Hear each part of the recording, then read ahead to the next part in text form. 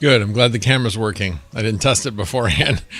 Good evening, everybody. Welcome to Sundays with Max. Appreciate you guys all being here. I forgot to do one thing. Give me 1 second.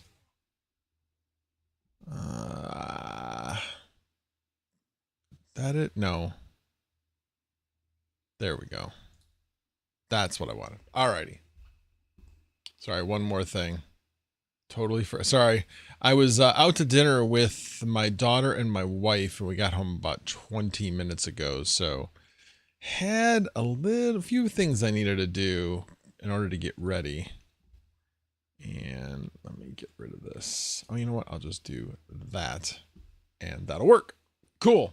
All right. Ready to go. Well, glad you're all here. It's been a good week.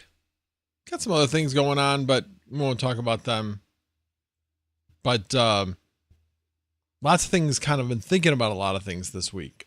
Obviously, the reason for the thumbnail, I've been really thinking about how I can expand the basement, but there's problems in order to be able to do that. So we'll get into that in a little bit, but that's the main thing I wanted to talk about. You can see if you guys got any ideas. I am definitely open to ideas. I have some things that I think will work, but in the meantime, let me get to who is here in the chat. Let me get rid of this. I said, okay, there we go. Let's see who is here. Whoa. First of all, got to call this out. Mr. Goat has been a member for 33 months. I very much appreciate you, sir. Missed me at Mining Discord, Mining Disrupt, did you? Better see you in Vegas, you DGen. Highly doubt I am going to, oh geez. Oh geez. I had to fix that, but I forgot to change it back. Anyway, we're good now. Maybe you like me better upside down. Who knows? Anyway, sorry, going back to what Goat had said. Yeah, being at these shows, unless the hip gets significantly better, it's just really, really difficult to be on my feet and walking around all day. So anyway, I've been doing some rehab on it. It definitely has helped, but it still goes up and down, especially the rehab does irritate the hell out of it. So it has good days and bad days right now, but hopefully we'll continue to be more good days. All right, let me start at the top. Burn was first tonight. Traveler's Travels was number 2. Crypto Craig, good to see you. IEEE Caw Valley Crypto is here. Good evening. Integra Guy is here. The Toxic Miner, Vinny Del Greco, Black Hat Team, Bacon, Eggs, and Hash, Crypto MB, bless you. Sunflower Mom is here, by the way. Let's see who else is here. Northern Crypto and Tech. And scrolling down. And if you feel like it, I did post it on Twitter. If you want to retweet that for me, would be appreciated. Ground control to Major Max. Yeah. I'm sure you guys are saying that because I was upside down. Love that. Are you visiting second TL? Because I was upside down. I like that. I like that. Crypto Crack says you're upside down with your teleprompter on screen. Yeah, I was getting rid of the teleprompter. So what I typically do, so I talk to you, is I put a secondary screen just with the camera here because it's like easier to talk to somebody even though I'm talking to myself. But it's just easier to make sure I'm talking to the camera as opposed to just talking to something blank or just a camera. It, for whatever reason, it just feels more natural, but I forgot to set it up beforehand. So I was setting it up in the middle. So I apologize for that. You saw a little bit of my script that I got from my previous video that I just put out today. So Max hanging from the ceiling. Upside down Max. Yes, I was upside down. I was upside down. Goat, I should share with you how I do this when you get a chance, because the This guy nutty.gg, not nutty, I guess is what he goes by. He has put a bunch of these tools together, and so I use one of the things he suggested. All right, let's see who else is here. Patrick Murphy is here. Mad Investor is here. I think I already said Toxic Miner, but I'll say him again. Red Panda Mining is here.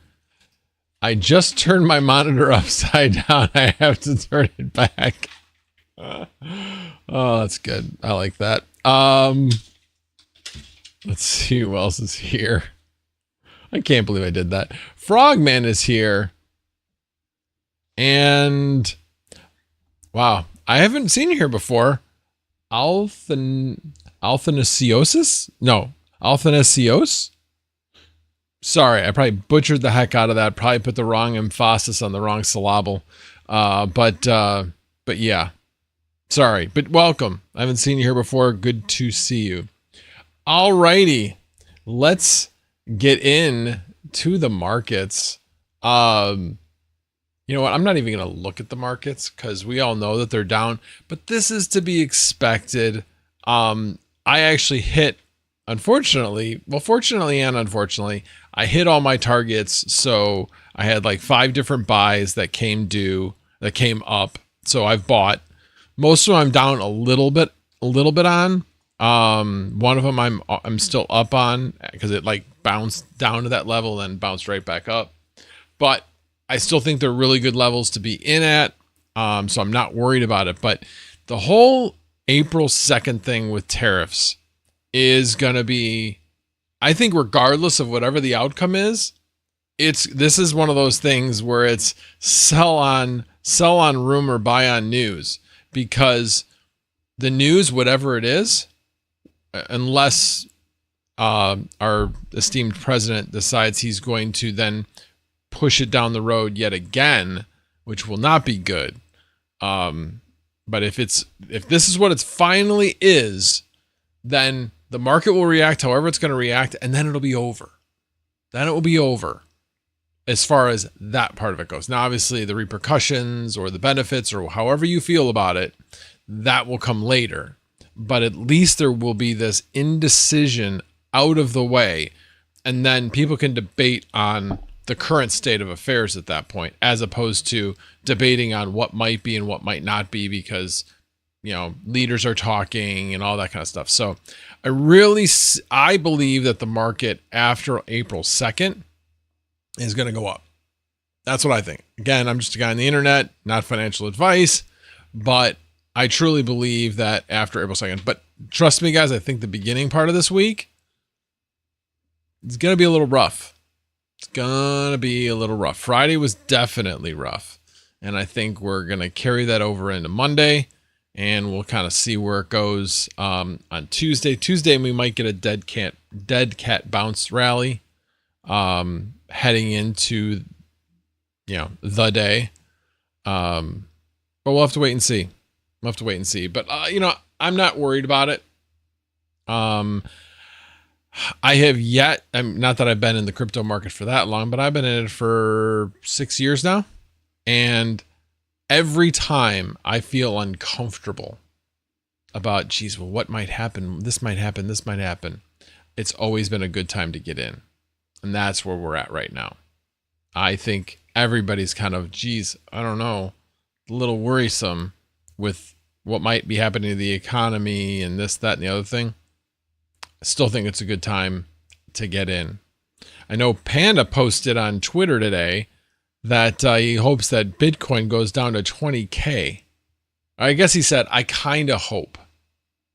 And while that would be a great buy-in point, the problem I see with that, and again, not criticizing that because he always, whenever he puts stuff on Twitter, it's always kind of tongue in cheek. So don't read too much into it. But the problem with it going down to 20K is we have all these people that are now just starting to get into Bitcoin. And yes, they got into it, hopefully with eyes wide open, knowing that it's extremely volatile, but not volatile to where they would go back down to down to 20K. I do think there's a definite possibility we could get down to that 72 to 73K that a lot of experts have talked about. So I still have a buy sitting at that point that hasn't come through yet. But yeah, I don't know. It's a really interesting market. This is not the bull market anybody predicted. And certainly, I don't know about you, but I'm not minding it because we've been trading in this range. So, you know, basically I try to buy it at the low point and then sell, depending on the coin, either 10 to 20% higher. And I'm right now with this buy, I'm on my third round trip. Well, I'm hoping it'll be a round trip anyway, but I've done it twice now, and this would be my third time doing it. So right now it's been an average of, because I haven't been doing it that long. I've been doing it intermittently, but this, I'm more tracking this one. I think it's pretty much been every 3 to 4 weeks I've been able to do a round trip. So I don't know. We'll see. We shall see. All right, let's see what else. Red Panda selling now, buying back in April 2nd. Got it. That is not what I said. That is not what I said. I said be prepared. Monday might be a bad day, but that we would get a dead cat bounce on Tuesday. And at that point, there's real, unless you want to sell now and hope that you buy maybe 2 or 3%, maybe 4% lower tomorrow. Is it really worth it? I don't know. I like to say, you know, 10% moves are worth it. Anything less than that, I think people are wasting their time. Let's see. The blood will spill around the beginning of third quarter. You think so? I don't think so. I really don't. I think towards the end of beginning of third quarter. So you're talking like, I could definitely see things start to head south in June. I would think end of second quarter, honestly.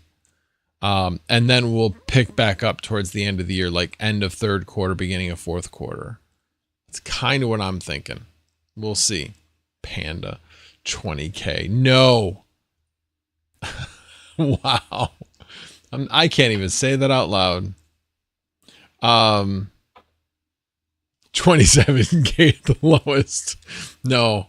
We're not going down that low. Definitely not going down that low. Yeah, bacon eggs hash. I love chaos. Yeah. Crypto Craig, are you serious? You think 30s? I don't think we're going down to 30s. I think we might, very remote chance, but I don't think we'll go lower than 50, maybe upper 40s. No lower than upper 40s. And I'm talking 0.1% chance of 0.1% of a chance to get that low, I think. Goat says, you're doing it all wrong. The strategy is to buy high and sell low. That's how the real degens do things around here. No, that's what I'm trying to avoid. You have to work against your human nature to panic when things are going down, going, oh my God, the bottom just fell out. Oh, I better get out before it drops even further. No, that's when you're like, hold to your guns, be like, okay, losing a little bit on this, but let's buy back up. But again, the key thing is to sell your profits. Don't wait. Don't wait until it starts heading on its way back down. 4 out of the 5 coins that I've been trading, the last time, actually 6. So 5 coins sold. And the 6th one did not. That was Ethereum. So I held on to Ethereum back down to 1800, which is about where I bought it at. So I haven't really lost anything on that. I just didn't take advantage of the round trip that I had available at that point. Bacon, eggs, and hash. Wait till September after summer spending, and it's time to go back to work and school, and no one has any money to buy anything. It's possible. It's definitely possible. I don't know. It's going to be an interesting market. Definitely going to be an interesting market. All righty. Oh, I got rid of that. Okay. Okay, let me bring this up. Well, you know what? I'll just talk to it. So I sold everything. Well, not everything. I sold everything that I had posted on eBay. So I sold 2 GPUs to RetroMike, and sold 19 GPUs on eBay. And one of the things I did that saved me, well, helped me make more money than I normally would have, is I subscribed to a store. So subscribing to a store, not the starter, but the next one up, saves you 4% on eBay's commission. So I'm like, okay, so I'm going to spend $27, $28 a month. And I'm only going to do this in 1 month in order to save like $200. Because if you're talking like this was, was pretty sure I was going to sell things for about a total of about $5,000 on eBay. So 4% of that is $200. So made all the sense in the world. So I did that. My total amount that of the actually what I listed things for to what I actually got back was about 89 to 89.5%. So they eBay only took 10.5 to 11%, somewhere in that range, when all was said and done. So I considered that a win. So I sold 6 3070 Ti's. Well, here, actually, it'd probably just be easier to come up with an average. So let me do a quick calculation. So it was about 5,400 total for the GPUs divided by 21. Whoop. Hit the wrong button. So the average price of all the GPUs was $257. I think that's right. So, but that included mostly, I shouldn't say mostly, the majority was 3060 Ti's. So I don't know. I consider that doing really well. I mean, considering the top GPUs I had were 3070 Ti's. I know that DJ sold a whole bunch of his, and I think he averaged like 225 for his. So yeah, I was pretty happy. One of the strangest things, though, was I had 3060 Ti's, 3 3060 for the Win 3 Ultras. Now, this isn't the big honking one that you got with the 3070s and up with the light bar, but it was still a for the Win 3. Those were the last 3 that sold. I was like, that was just odd. And so I only got average price for those. Everything else was above average. So was definitely very happy about that. Now I'm on the hunt for at least one 5090. Would definitely like to do that. But we will see. I was actually Diesel, I don't remember what the numbers are that come after his name, but he was in my Discord channel on Misfit Mining, and he's got a 5090 Vast rig. It's like, damn, that's got to be making some bucks. That's pretty nice. I would like to get that going. So, but again, that kind of leads directly into the next subject, but let me catch up on chat first. Let's see. Bacon, eggs, and hash. Well, you said wait until September. Okay. Can I get the government to subsidize my BTC bags? No, that our government only subsidizes the ultra rich. Retail is broke. Yes. No question. All right. When $800 Solana, asking for a friend, right? DJ Mine's here. Oh, yep, there he is. He was the first one that put 22 in. Good to see you, sir. Good to see you, Red Fox. Sorry, I missed you guys all this week. Got a lot of stuff going on. But anyway, so let me lead into kind of what I'm trying to do. So last summer, I had like my 8 GPU 4090 rig and a whole bunch of other stuff going on downstairs. And it would get really hot up here and it would get really hot in the basement, you know, where it would get above 90. And obviously it was 90 degrees downstairs. We have pretty good airflow down there, so it would generally stay below 100 degrees. But now I have the Octo server with 6 more 4090s. So this past week, it was 78 degrees upstairs. Now, admittedly, I didn't have the curtains closed downstairs. That was one effect. But it was 75 degrees outside, and it was already 90 degrees in the basement. I'm like, ugh, that's not good. That's not good at all. I got to figure out a better solution for cooling the basement for this summer. But then I also thought, well, wait a minute. Yes, I do. But I want to expand. I don't want to just leave things the way that they are. Obviously I need to get a new electrical panel in order to expand. But cooling is got to be a major concern as well. So then I thought, okay, what do I need to do in order to make wherever I'm going to put the stuff in the basement, make it more like a data center? What does a data center require? And kind of part of where this came up was I was thinking, well, would I just be better off if I'm going to expand, actually finding another space to do it? And I'm like, no, it's going to be way less expensive to do that at home. Plus, I have the assets. I can keep things lower cost and be able to recover those costs later on and not be just sinking money into rent. So obviously, upgrading the panel, yes, but at least now the house has that upgrade.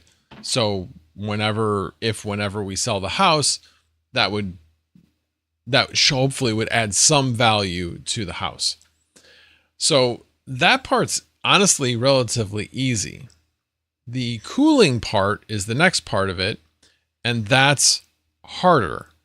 So I've been exploring different options, and I'm actually seriously thinking about doing the easiest thing, which is portable air conditioners.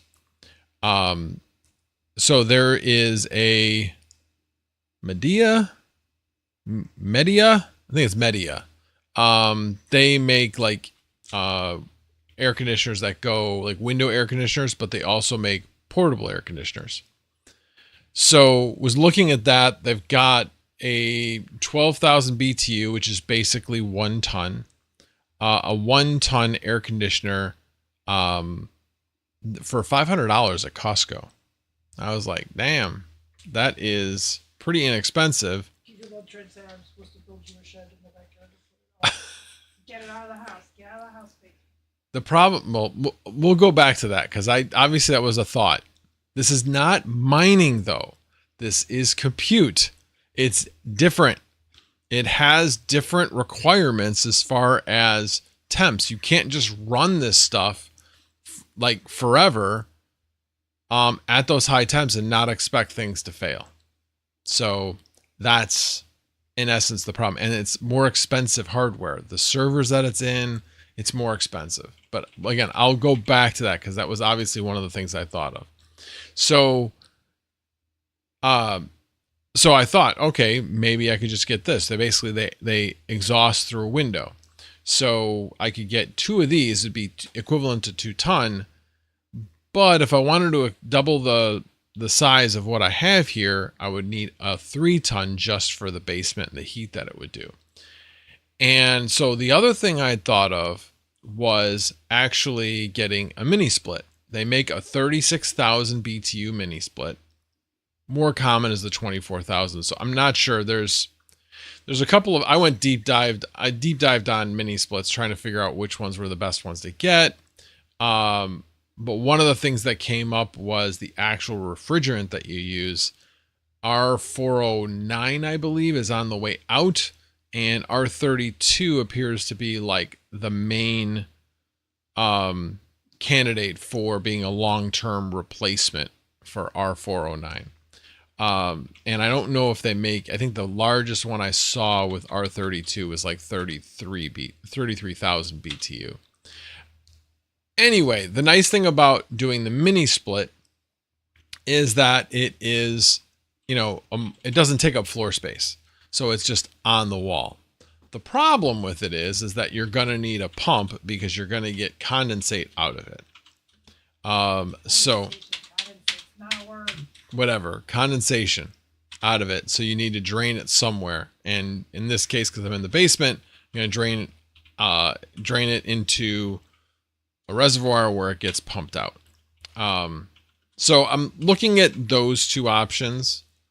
The other issue is it's much more complicated from an electrical standpoint. So I'd probably have to run electric around the side of the house from the panel to the outside to get to a shutoff and all that kind of stuff. So the portable ones are a lot simpler, but I really only have 2 windows that I would want to run them out. I mean, I could run it out of 3 windows possibly, but yeah, I don't know. Anyway, like I said, I've been thinking about this. I haven't made any decisions yet, but that's the cooling part of it. Yes, would it cost a lot more? Yeah, it would, but the energy efficiency with heat pump air conditioners, like a mini split, is pretty darn efficient. It's not going to cost as much as you think to run it. So, like I said, yes, it will cost more. I only have to do it for a couple of months a year. As long as the temp is, 65 or below, I got no problems. It's when it starts getting into the 70s that I start running into problems. So I'll still keep all of that. Before I go on to another topic of what I would need to do to make it a data center, this weekend we did, in order to try to make it as efficient as it can be right now, is we took out all the windows and cleaned out all the screens. And by that, I mean Sunflower Mama did it. So the other thing that was done was we have a expandable screen that covers up one of the window wells, and it fits perfectly, but because it was mostly overlapped, so it had like 2 screens, we cut out the middle of one of the screens. So now there's only 1 screen. And we also got a new fan that fits in that window well now. So we have a lot more airflow coming through that. So we're definitely making some changes in order to keep the temperature as controlled as we can be without using air conditioning. But there just isn't any other way around it. We're going to need air conditioning for the summer. And it being in the basement definitely helps. It's not like being on a first floor or a second floor where you got the sun beating down on the house. The basement helps shield it from, the heat. And, we were actually bringing the heat in with the airflow because obviously it's going to heat up down there unless you got airflow. So, again, for lack of a choice. So I really think that if we went with 2, or I want to start out with 1, and I want to see how that does. So just curious what your guys' thoughts are. Let me start scanning up to see what was said. I've looked at that one, Retro Mike. I have, oh, wait a minute. I know what this is. Let me go back to that real quick. Let me go scroll up. Roy Panda says he has 2 portable AC units he doesn't use. He could ship them to us. Oh, Jesus. And then I said we could meet him halfway. Yeah, that'd be fun. 16 hours. Yeah, we can meet you halfway. Just drive it. Just drive it to us, and we'll meet you halfway. We can meet you in Montana or something. Yeah, or North Dakota. Yeah, because we can't go to Canada because they might not let us back in.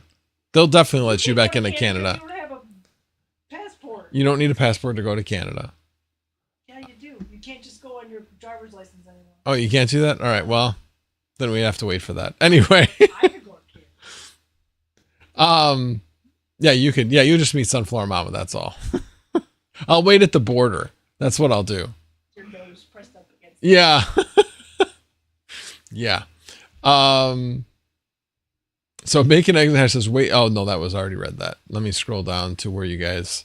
So yeah, so going back to the shed, the problem with the shed is you're still, unless you insulate the crap out of it, it's still going to take in heat, a lot more heat than a basement's going to.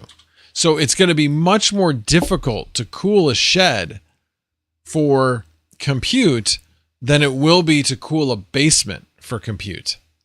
So that's what I think. You know, debate me. How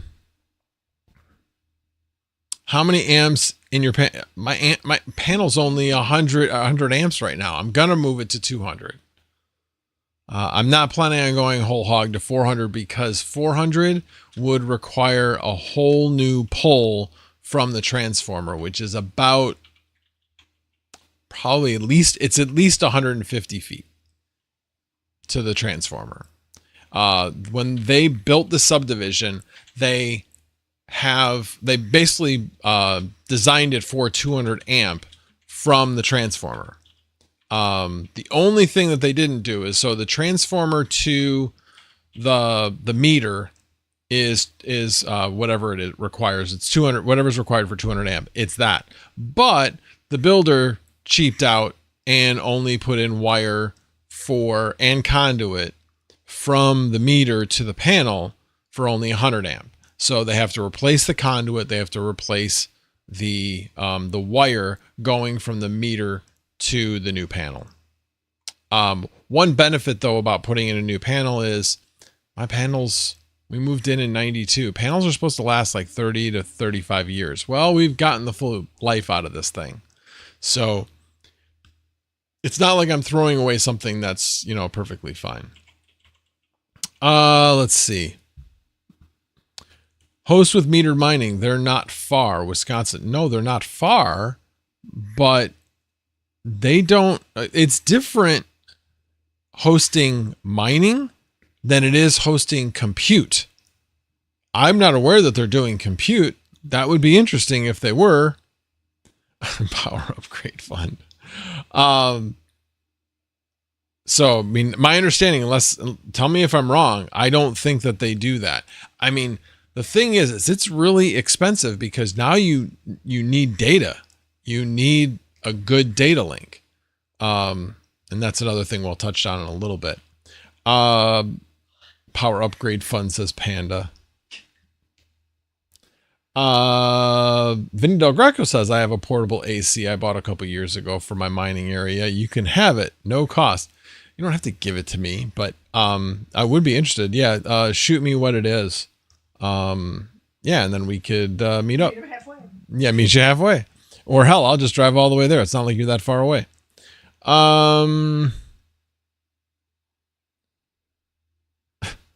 Sorry, my mind went a different direction. So I saw Crypto Crag say, Retro Mike Tech, GE, sir. And I'm like, oh, does GE make portable air conditioners? I bet they do. But you meant good evening. Anyway. Red Panda says, I have 2 portable AC units I don't use. I'd ship it to you, but it'll probably cost more to ship than to buy a new one. Yeah, probably. Probably. But I mean, you have to understand. Did you already look up to see how long it would take? He said it's 33 hours to his house, so 65 Oh, hours. okay, Montana got or it. North Dakota. Yeah, Montana, North Dakota. We totally meet you halfway. We drive 10 hours out of the drop of a hat. So yeah, sorry. Let me click on the link that Retro Mike just put up. Triple Series AC unit for server racks, rack mount, 7,000 BT. That's only 7,000 BTUs though. 2 kilowatts? Oh, it's probably for cooling. 2,000 kilowatts would be my guess. Yeah, 2,000 kilowatts of cooling capacity. Interesting. So, well, yeah. So right now I'm thinking I want to get to about 12,000 kilowatts, which, yeah, okay, that makes sense. I have seen those, but I don't actually have like regular racks. I've got like, you know, just wire racks. I mean, they're heavy duty wire racks, but I don't know if those would actually work in one. Plus, I'd have to get so many of those in order to make it work. I looked, actually, Triplite does have a 24,000 BTU portable air conditioner. It's pretty cool. Doesn't require any, drain or anything like that. It basically just puts it into the outlet, and it's got a pretty long, not conduit, venting that goes outside. Plus, on the blowing out the air, you can direct it via venting. It's actually a pretty cool unit, but it is significantly more expensive. It's like $2,000 for 24,000 BTUs. So it's basically double the price. But yeah. But that's an interesting one. Definitely an interesting one. Oh, sorry. Well, I'm okay. I'm going to catch up in chat. I promise. I promise. Do I have a floor drain? What do you mean? I didn't talk about. Well, okay. Well, I need to answer it. So we do have a floor drain, but with where we're probably going to be, if it's portable, I might be able to go to the floor drain. And if I leave everything where it is. But if we move it to the other side, like with like a mini split, no, I don't have a floor drain anywhere near it. So that would be a problem, but we could always like maybe pump it up into a window well, which would then put it into the drain tile. I mean, it's not going to be that much water. All right. Oh, I hate it when it jumps like that. Is the whole basement finished? Yes, except for the storage room. And that's where the furnace is. I definitely do not want to put all the stuff in the storage room. That's for sure. But that is literally the only unfinished space that is there.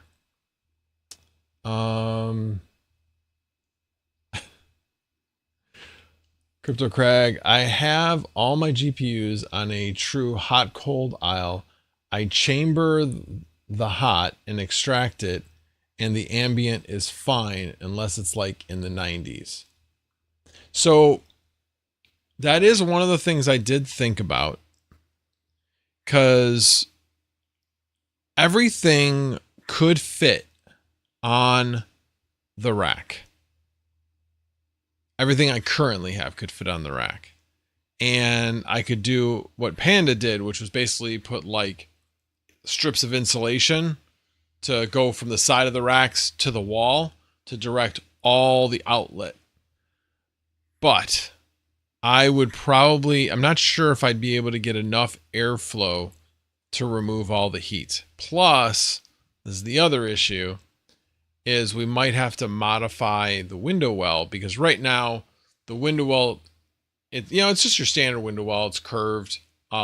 It's relatively high, but the air is blowing directly into the window well wall. So we have something in there that's trying to scoop it up, but it works somewhat, but it's still a window well. You can't just leave the top open. We have to have the top closed for when it rains. We don't want more water getting into it. So we have covers on all of ours. So basically we've raised the covers, and then like here's the bottom of the window well, and we raise the cover to here, and then all the way around is open with a very open mesh, just to make sure critters can't get down there. Bugs can get down there, that's fine. We have another screen on the window, so that's not a problem. But yeah, that's the other part of it is being able to blow it directly out. I do not have, that basement is completely below ground, so I don't have a window to directly blow it out. So there's just I think there might just be too much resistance blowing out that window. And it's a 10-inch gable fan is what we're using. So we would definitely need some more airflow. But yeah, I definitely thought about doing the hot and cold aisle. I may see what we can do there when we have the panel put in, because I don't want to shut anything off, but obviously when they put the panel in, it's going to be shut off for a good period of time. So that's a perfect time to move things into their eventual location. All right. Go says a shed gives you room to dedicate and expand. One simple setup costs gonna be as much as retrofitting your basement. No, because you can't. How are you gonna cool the basement? I mean, sorry. How are you gonna cool the shed? Just simple airflow is not gonna do the trick when it's 90 degrees out. It will not do the trick. That's my opinion. Anyway, believe me, I've definitely thought about doing a shed. But yeah, and the other part of it is when it's not rented and all of a sudden it's 5 below outside and things don't want to run when it gets that cold. So that's the other problem. Now, could I set up backup jobs to make sure it's mining so it's generating heat? Yes, I can do all that. But then I'm just burning energy for heat up a space that I don't really want to be burning energy if I'm not making money. So definitely thought about it. You're not wrong. I just worry about it, and I've seen it where, yeah, sheds get really, really hot in the summer. And I really think I'd be able to cool the basement a bit more. But anyway, appreciate the feedback. Definitely appreciate the feedback. And plus, the basement's big. I would never go beyond what the basement. And that's the other thing. So I expand the panel, but then I still need to run electric, like over a little bit over 100 feet to where I would end up putting the shed. Because I haven't.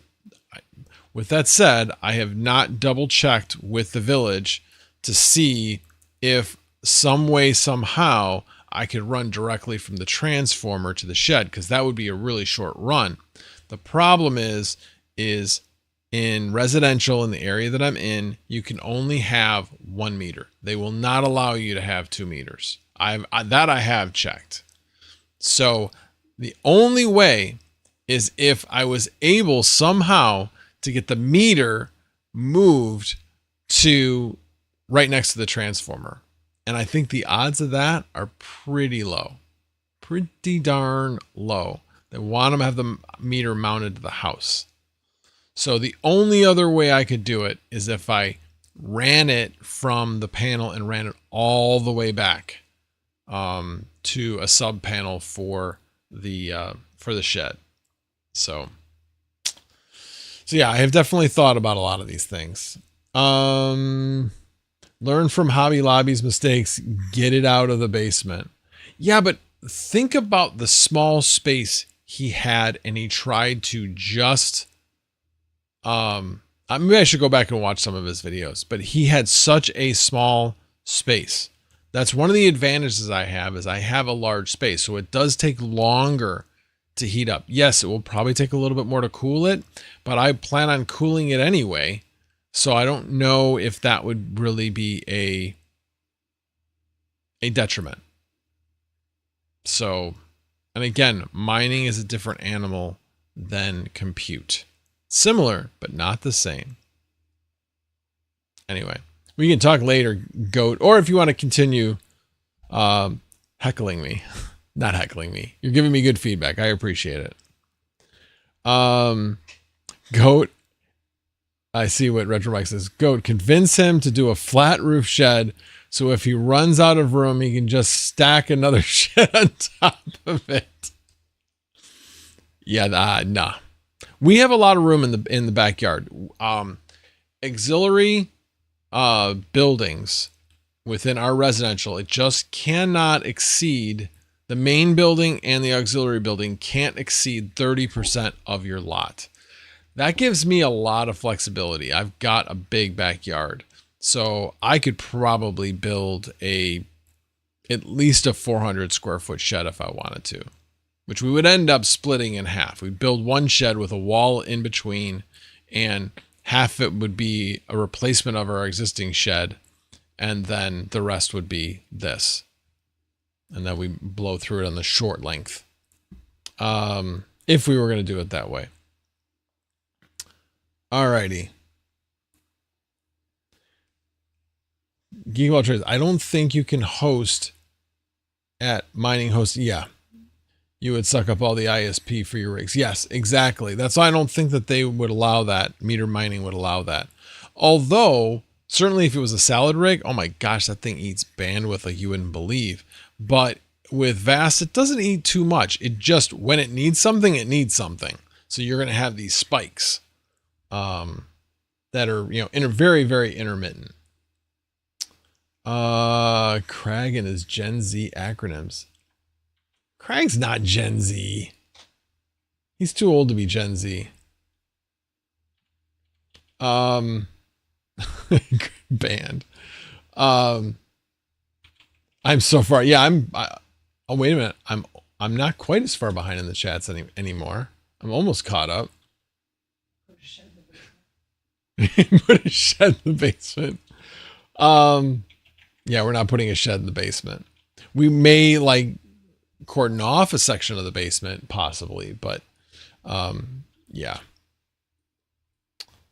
One of the things when we bought this house, we were fortunate because there was 2 or 3 lots out of the 269 lots that were basically on a curve where the street behind us goes at a 90-degree angle and we're on a curve and the lot lines go straight parallel to the streets behind us. So we basically we're right on the middle of a curve. Well, that means we get all that excess. And so, yeah, but from the back of our house to the back of our lot lines, about 100 feet. You think that doesn't sound like much. Yeah, basically it's about 1/3 of an acre is what we're on. And trust me, when mowing the lawn, when I used to mow the lawn, almost didn't catch myself there. Yeah, that was, yeah, we have a rechargeable, lawnmower. It doesn't usually make, unless we're cutting it when it's really low. And by we, I mean Sunflower Mama. It doesn't make the whole lawn. You always have to do it another time later in the day. Mr. Large Space over here. Again, I'm not talking like DJ Mine's large space. I mean, that's large space. But when it comes to subdivisions, yeah, it's got a pretty decent sized lot. Hey, DJ Mines has way more space. Who? DJ Mines. He said he was going to bed. Oh, Joker Miner. Good to see you, sir.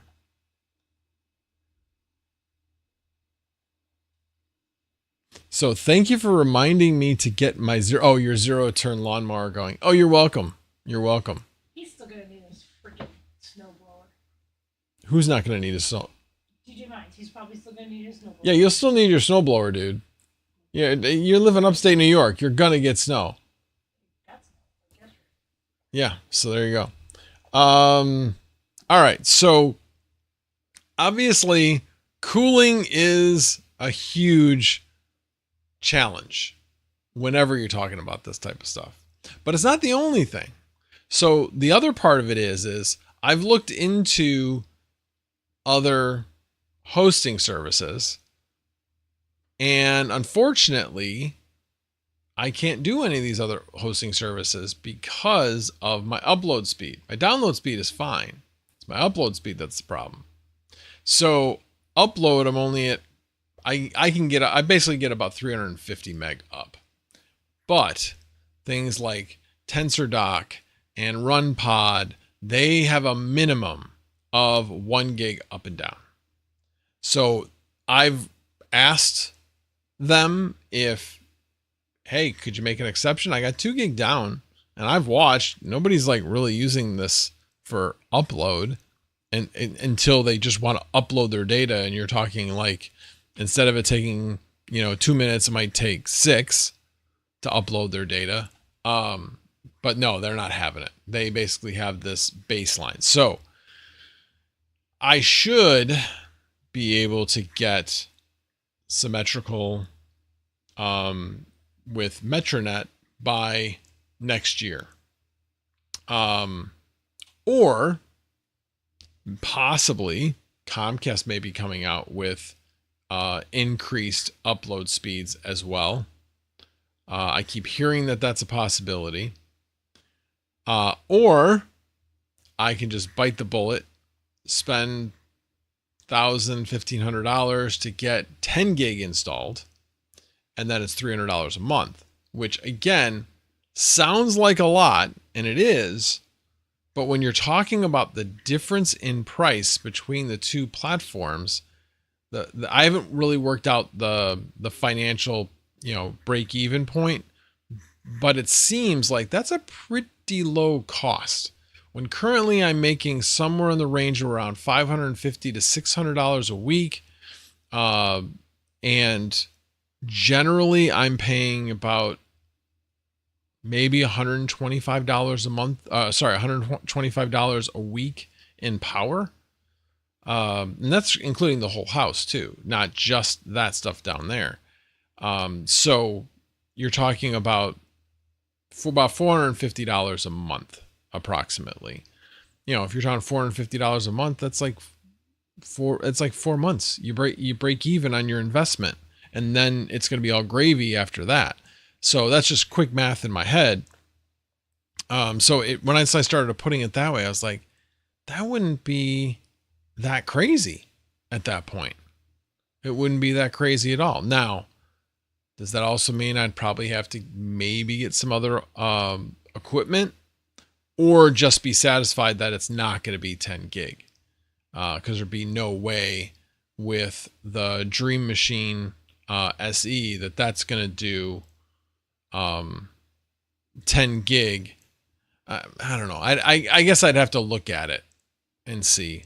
The other part of it is that, and I've definitely thought about doing this, is having 1 gig symmetrical for the compute, and then keeping Comcast for home. And then maybe even having it load balanced a little bit. I don't know.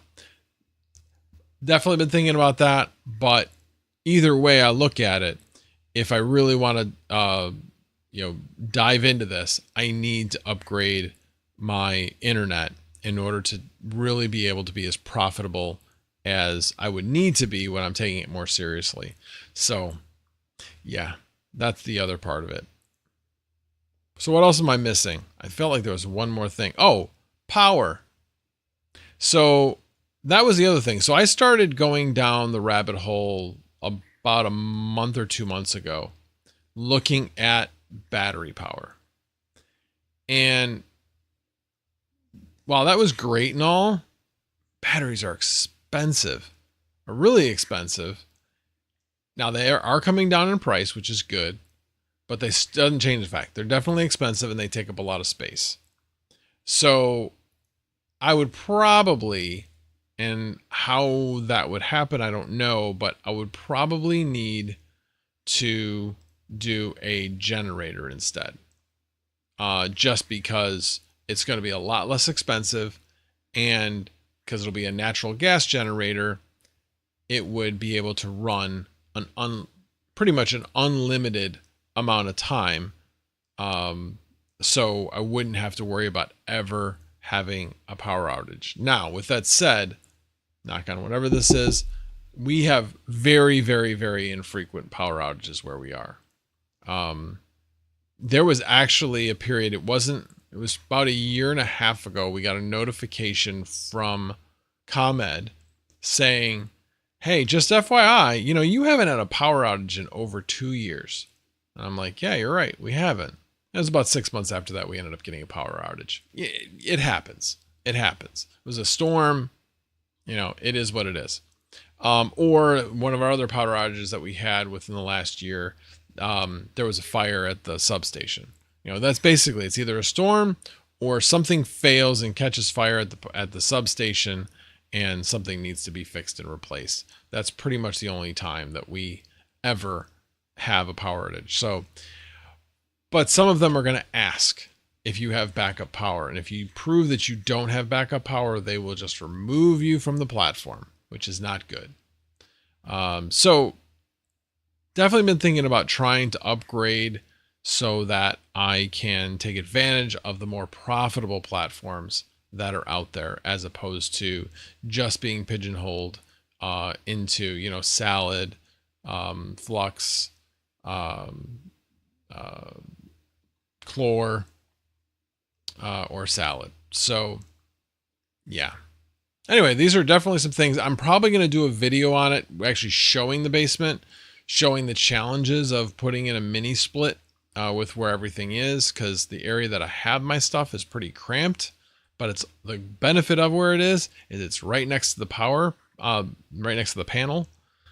So to run additional outlets is really easy if I just put them right there. So there's that. But I don't really like the idea, if I move things from there, of running extension cords, you know, L6 outlet or plugs, you know, extension cords.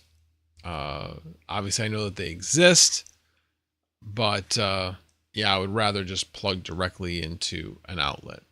But alrighty. Let's see, did I miss anything else? All right, I'm off to bed. Got to go to the airport at like 4 a.m. Oh man. You have a good week as well, Geek. Appreciate you being here. Yeah, definitely want to. Hey, if you're still here, give me a yay or nay. Can I spill the beans on our project or not? Let me know. If he's still here. He might have already left. No, I know it was just here at 8:56. That was 3 minutes ago. He might already be to bed. He did not say I can leak it all. Nice try, Retro Mike. Nice try. Every streetlight has a plug in its base. Where is that? Every street light has a plug in its base. Not advice, of course. Just putting it out there. Yeah, I do have a street light. It's technically not in our yard. Across the sidewalk. Yeah, it is across the sidewalk. Alrighty. Let's see. What else was I going to talk about? Unless anybody else has any other comments on that. I probably beat that dead horse. I told you guys about how I did with selling the GPUs by the dip. What should I do with my I pretty much have covered everything. Because I mentioned Vast last week was my second best week ever. Made $626 last week. So that was a very good week. And not everything was rented the whole time. I'll tell you what though, I got a real shock. I was about ready to scrap a couple of Vast rigs. One of them is a 3090 and it hadn't been rented for a while. And I had just looked before we started the stream and it was rented. I could not believe that it was rented. I don't know if it still is rented, but it was rented. Now I gotta look. See if it's probably not. But let's see. Let's see. Nope, it's still rented. Sweet. That's a shocker. Very much a shocker. So my verified one back here was rented for a very long time. It just became unrented today.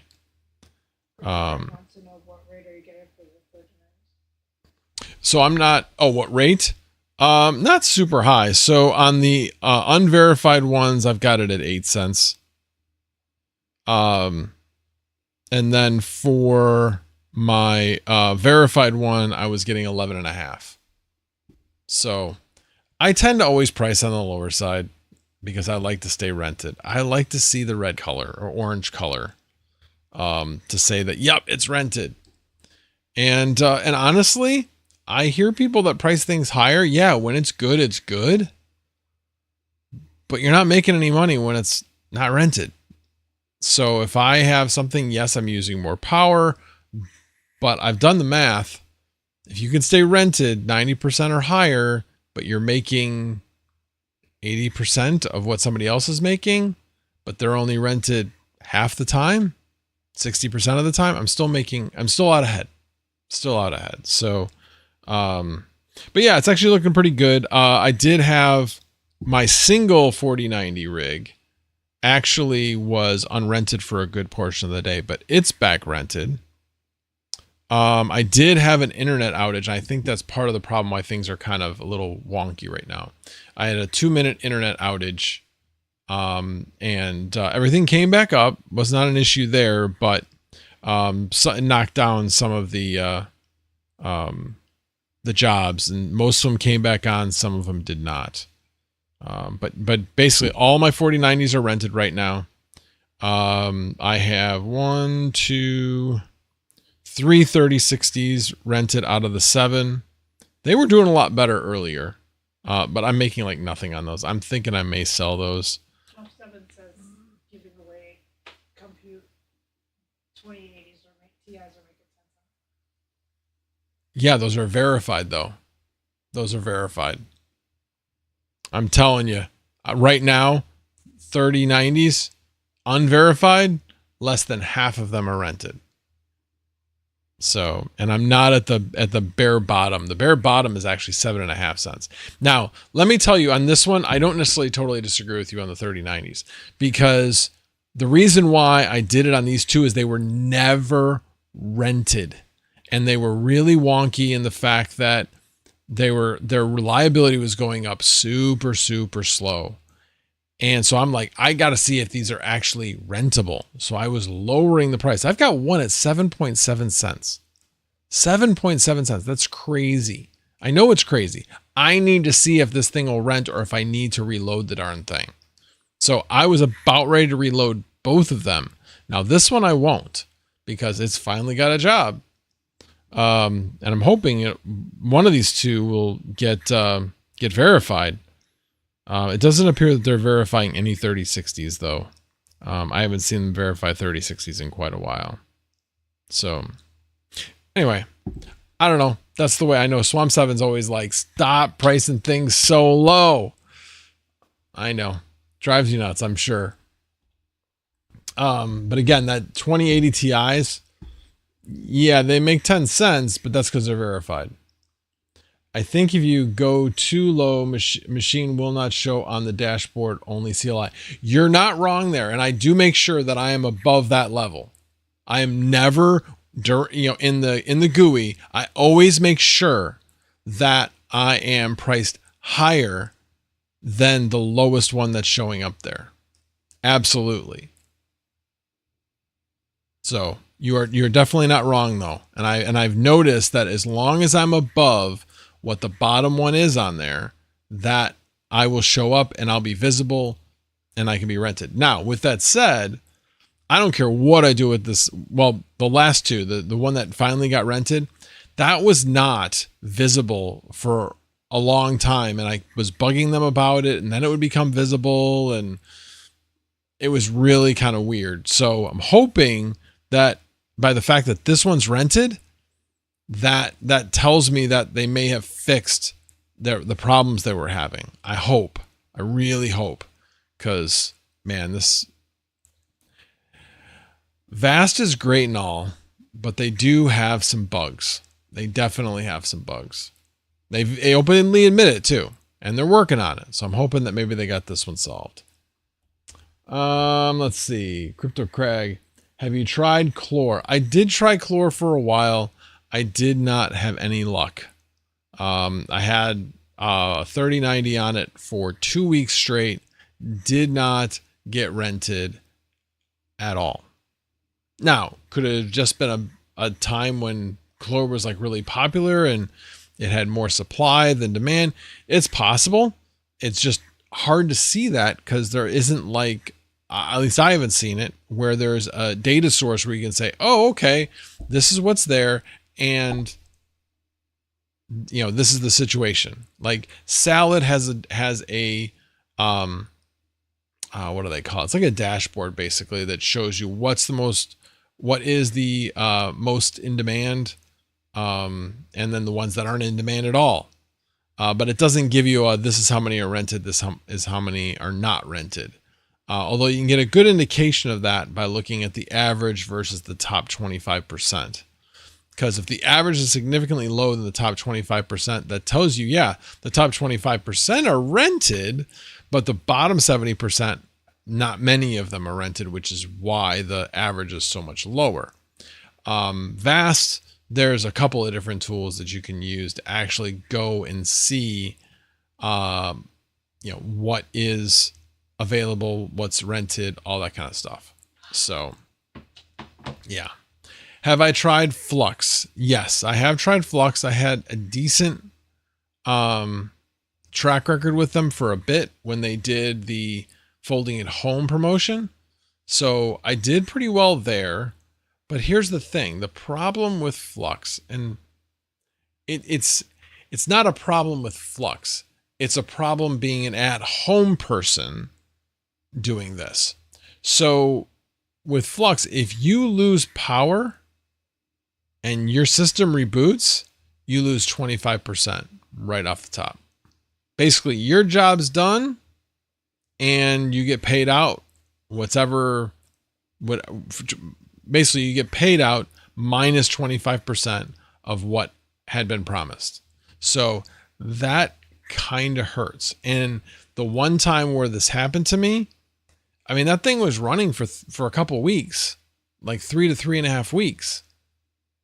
And then I had a power issue or something. I don't know what it was, but something cut it off. And all of a sudden they said, yep, job's done. Here's your payout. I'm like, damn, 25%. So that's certainly a way to make sure that all of the service providers are taking reliability extremely important, making it number one. And I do that as much as I can. But if the power goes out, there's nothing I can do about that currently, being an at home. Obviously, I can get a UPS. There's a lot of things that can be done, but currently I don't have that. So for me, Flux isn't, there's just too many penalties with Flux. Now, Flux on the realm of penalties is this big, okay? Meaning that it's not that big of a penalty. Now you look at something like TensorDoc and RunPod, they'll just kick you off the platform. Like, that's it. Sorry. We had an expectation. You didn't meet it. Goodbye. And so there is that range of penalties that you have to. Now with Vast, there aren't any penalties. 0 penalties. Other than now you're marked down because your reliability isn't as good. So let's see. Turtle Tech, good to see you, sir. Yusuf Putz, Max, do you allow mining on your Vast rentals? There's no way to say that you won't allow mining on your rentals. At least not that I'm aware of. It's like they can go on to your machine and do whatever they want to do. You are renting them Docker space on your computer, and they can run whatever they want within that Docker space. So not about allowing it or not allowing it. It's just the way it is. Now, Salad, you have the ability to say whether or not you will allow somebody to mine on your rig or not. And in that case, I say no, because I can't set the rate, and the rates for mining are ridiculously low.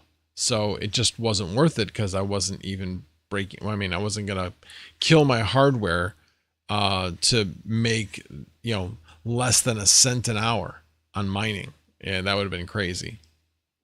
Chlor has direct rentals that can only be accessed via API. It's easy to get rented if you get a competitive price. My 3080s are about $1.75 a day, and my 3060 Ti's are at about 75 cents a day. Interesting. So I currently do have 2 3060 Ti's that, well, let's see.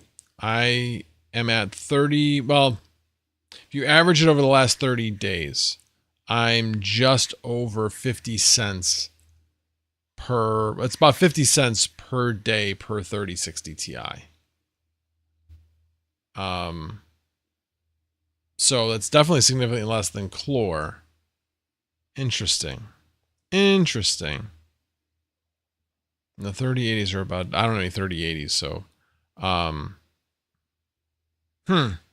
maybe I'll have to go back and try that again. I've actually been thinking about it because, again, having two 3090s not doing anything, I was like, got to do something. So I was thinking just for content, I can move them around, move something to Chlor, move something to Flux, and there's a couple of other platforms out there as well that I was thinking about trying out. I hope to do that, but I do not have any lack for content. I just have a lack of motivation to edit and to hit the record button. Those two things are what stopped me. So I had my last video that I just released today. I had a portion of that recorded last Monday. And then it took me until I think Thursday to record the rest of it. And then it took me until Sunday to finally finish editing it because I just was procrastinating the editing. Now, with that said, I once I get going, it's fine. It's a little tedious. Editing is definitely tedious, but it is kind of fun to add a few extra doodads and this, that, and the other thing to the video at the end. And it is very rewarding once you're like, okay, I'm publishing another video. But I need to get to the point where I'm doing at least 3 of those a week. And I am not close to that. I did one this past week because I'll consider Sunday last week's. And then I guess I did do one last week. I think there was one last week, but it was the week before that I missed. So yeah, how did I even get on that? The Chlor thing. Yeah, I do plan on trying out other platforms. I need to. I'm not taking down any of the ones that are verified though. That would be silly. Cause those generally make a lot more. Let's see, max 128 gig memory, enough for VAST. For 4, it should be. 256 would be better. I have my 6 GPU rig has 256 gig of memory in it. So it's more of a per GPU, how much memory do you need? Typically, if you have at least as much VRAM in RAM, you're probably okay. Some things will want more. I know, like, for instance, Salad talks about that, or they're like, they would rather see 64 gig of RAM per GPU than 32. But your mileage may vary. Retro Mike says, I have mine on MMPOS with a custom script I built. When they aren't rented in Chlor, they mine VTC, 150 watts on a 3080 and 110 on a 3060 Ti. That's cool. That is very cool because I obviously I can do that in VAST. The problem is you can't automatically tune down. You can't do overclocking or underclocking, however you want to call it. Like I said, you can do it, but the problem is when you pick up a new job, they're going to be expecting full clocks. That's the issue. I have not found a way around that within VAST at this point. So you're always earning on them and minimal power draw when not rented. Yep. Definitely minimal. That is the way to go. And I know you have cheaper power than I do here. February was, I think I may have mentioned this, but February was kind of brutal. $1,000 power bill. And that was not because I used that much more power. That definitely was not the case. It's because we had such a brutally cold February, seasonally. And so there were a lot of spikes in the cost of electricity during February since I'm on variable rate. Now, with that said, I really haven't been keeping track of it, but somebody else has, and they've been saying that, yeah, Marches look pretty nice. Definitely been a lot lower. We've seen some negatives. I just haven't looked at it in quite a while. I have not looked at it in quite a while. Actually, I'm going to pull it up on my phone because now I'm curious. And can you believe it? All 4 number 1 seeds are in the final 4. How boring is that? Very boring. Yeah, so like today, yeah, I pulled this up on my phone. So the highest we went today was a little over 3 cents. Now, with that said, you got to add like 1.5 cents for supply. So 3.5 is like 5 cents. It's still lower than the almost 7 cents that standard rate is. But basically, this is what I look at. Let's see if that'll focus.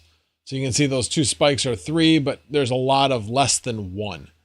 That's what March has been. And that's what typically it is. Because March is a very temperate time of year. Well, here's one. So this was actually on Sunflower Mama's birthday, which was Friday. This is what it looked like.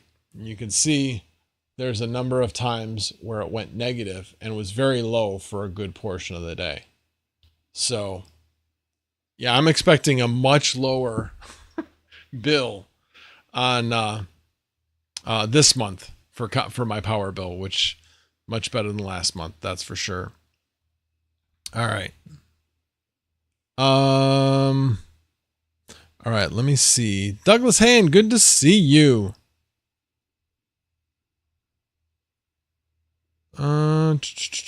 I have it set to reset the clocks when it gets rented and then reapply the OC profile for VTC when rental ends.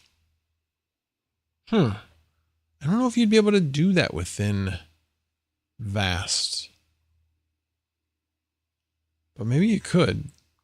Now you got me thinking. Yet another idea.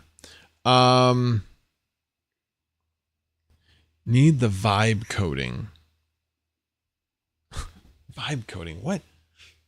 Yeah, Douglas Hayne. Yeah, it was awful in February. Douglas is on the same type of program as I'm on, but he's in a different MCO, a different region. So his power prices don't completely match up to mine. But either way, the trend is always the same. That's a lot better than Wisconsin. Yeah, that's why I'm not moving to Wisconsin. We can do the same with Vast. That would be really cool. That would be really cool. If you want to experiment with me with Vast, let me know. You can do it via the API. We need to talk then, because I'm not sure how to do that. But that would be cool. That would be very cool. Oh, that's right. Swamp 7's got a good point. So it would kill your DL perf score. So when you are mining, it's still testing to see and monitoring your machine. And when you lower the power, the DL perf score goes down. And then are people going to want to rent from you if your DL perf score is lower? So, but does Chlor have some type of score as well? And does that affect your score when you're mining at a lower power? Let me know. It's been a while since I've looked at Chlor. Yep, Amarin. Let's see. Retro Mike says, I was originally going to do Vast, but the latest version of MMPOS is on Ubuntu 24.04, and Vast doesn't support that OS. Well, it does. There's some workarounds, but they do support it. They just suggest 22.04. That's all. So that's why I went with Chlor, but I have the APIs for Vast too. Oh, cool. Chlor has a 5-star rating. Oh, right. Okay. And that star rating though is based upon the people that rent from you, right? Yeah, that star rating is trash. Absolute trash. I mean, the idea behind it isn't trash. It's just the fact that it's the same thing with Vast, where somebody will say that they have a problem with your rig, saying, I couldn't get my job to start. And it's like, what are you talking about? I've rented this thing a ton of times, and you just come on and you can't figure it out, so therefore it's my fault, being the person hosting the machine. Yeah, that shouldn't work that way. but evidently it does. So same thing with Chlor. You know, not everybody knows how to get things running properly. It's just for the renter to see. It doesn't result in delisting or anything. Yeah, same thing with Vast. It doesn't amount to delisting. It's just somebody is going to be looking for a certain amount of, you know, power, certain amount of performance. I mean, I'll be honest, I've got, as I have to, it's another reason why I need to upgrade my panel. I have everything powered limited to 400 watts on all my 4090s, not to 450. But of course, maybe that's the reason why I haven't had any fires, because of the power connectors. Go figure. All right, let me see if you guys have any more questions. Otherwise, I've been going almost an hour and a half, and I want to just double check. Oh, so if you haven't seen my DIMO video, obviously I'd appreciate it if you'd watch it. If it's boring you to death and you don't, not interested, please, whatever you do, jump to near the end and let me know what you think of the end. I would appreciate it. I'd like you to watch the whole thing, of course, but if you can't, do that. I thought it was good, but I think other people liked it as well. But let me know what you think. Let me know what you think. Aren't you going to close this video that way? No, I wasn't going to. Well, you know what? I will close it out this way. You won't even have to go watch it. I'll do that closeout. Yeah, why wouldn't that just be your closeout? Yeah, it'll be my closeout for everything. I'm sure somebody will get a kick out of it. All right. Any other questions, guys? Let's see. Call Valley Crypto says, thanks for access to your solo pools. Oh yeah. Yeah, those got some coverage today on Red Panda's stream, in case you didn't know that. So not sure if you saw my announcement, but I'll be giving 25% of the pool fee back to the miners monthly via a manual payout. Interesting. That's very cool. So you're taking 100% of all mining revenue and then just giving 25% back all at once, right? That's how it's working. It's 100% fee. Just kidding. Just kidding. But hey, inquiring minds want to know. So what is your mining fee? Like what percent? Let's see. Call Valley Crypto. I did. That is beyond awesome. I should have something on tomorrow. Cool. Oh, you take 99%. Oh, okay. So you allow 1%. That's cool. That's cool. I'm placing, Red Bandit says, I'm placing all my BTC ASICs on your pool, Retro Mike. Please give me 125% rewards. That'll be 1% for you, Panda. Sorry, all I can ever think of is the soup Nazi. No soup for you. Now, I know there's some older guys here. Does anybody know what that's from? Gotta know what the soup Nazi's from. Be very disappointed either in you or your parents that they didn't expose you to the soup Nazi. Don't say it, they might hear you. Red Panda, send me 3-bit X's and can have the seed phrase to the pool wallet. There you go, Red Fox. I knew somebody had to know that. Even did a little bit of a Kramer impersonation there. Anyway. Yes, that show. I love that show. My wife hated that show. I love that show. Retro Mike done. All right. Well, now that we're on Seinfeld, it is time to go. But I appreciate you guys all being here and hanging out with me. I appreciate it very much. Let's see. We got 54 people currently here. Where do we peak out at? Peaked out at about 66. Cool. About normal.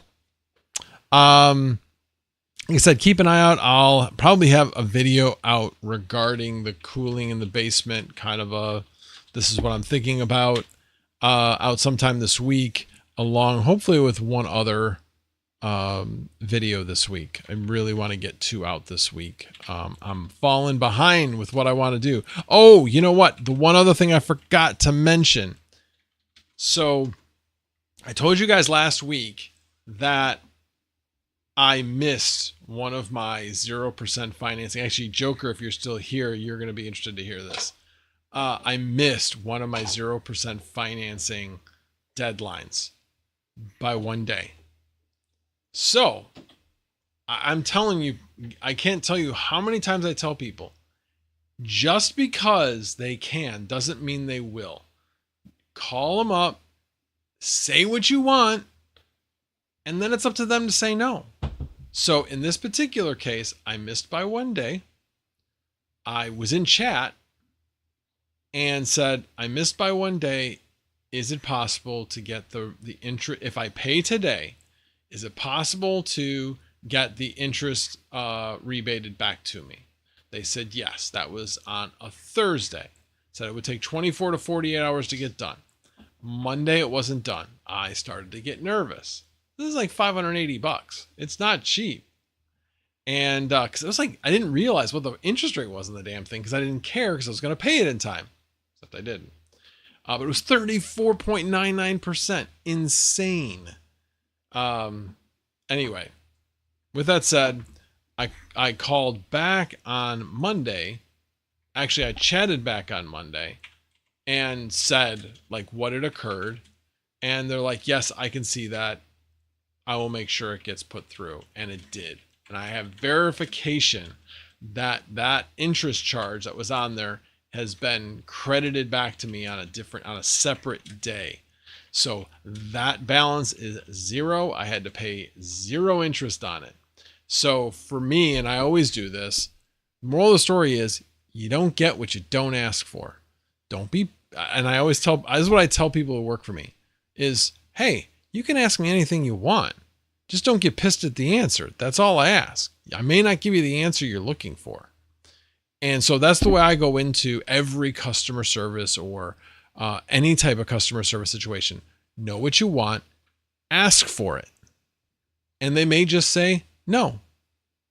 But more times than not, if it's reasonable, the customer service people on the other end just want to know to get you off the phone what you want.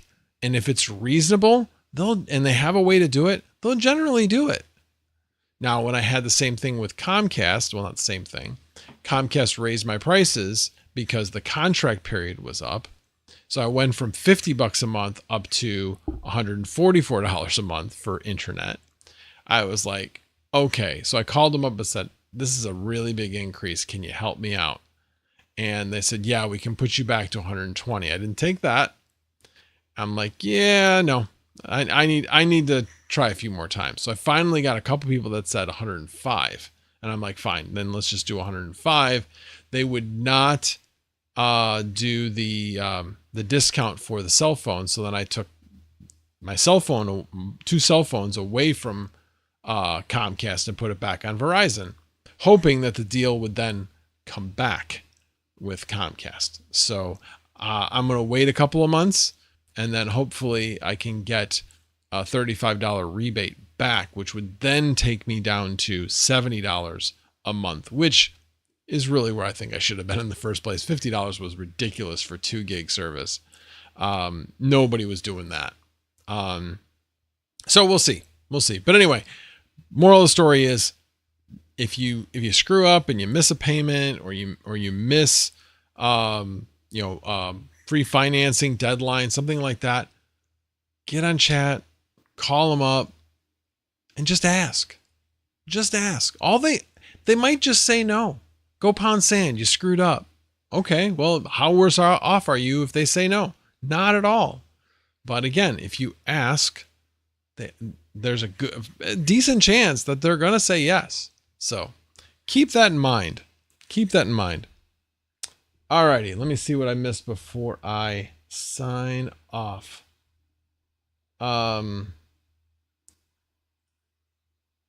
Let's see. What was the Seinfeld stuff? Frogman. Oh no, please don't. Hopefully that wasn't about me talking. Thanks, Red Fox. I appreciate it. Love you too, man. Well,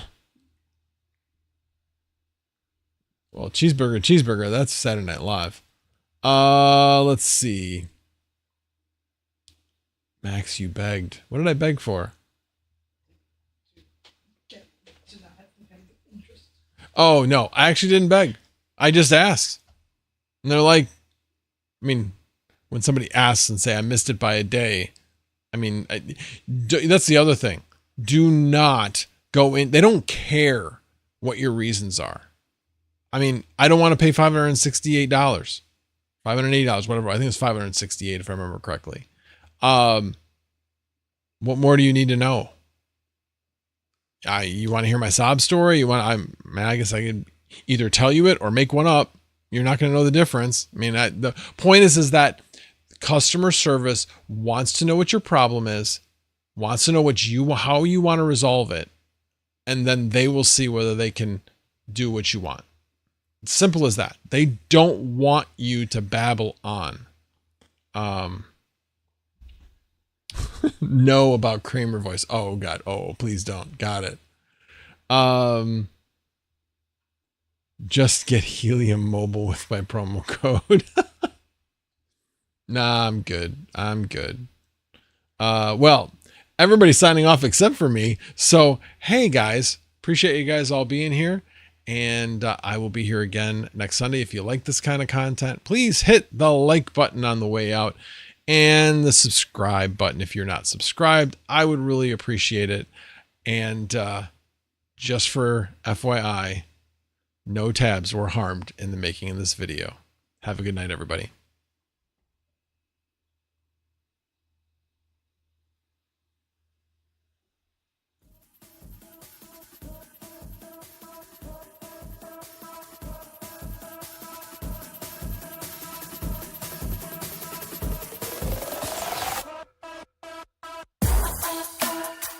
Oh, Gaming with Smokey Dan. Was it something I said? I show up, everybody leaves. Yeah.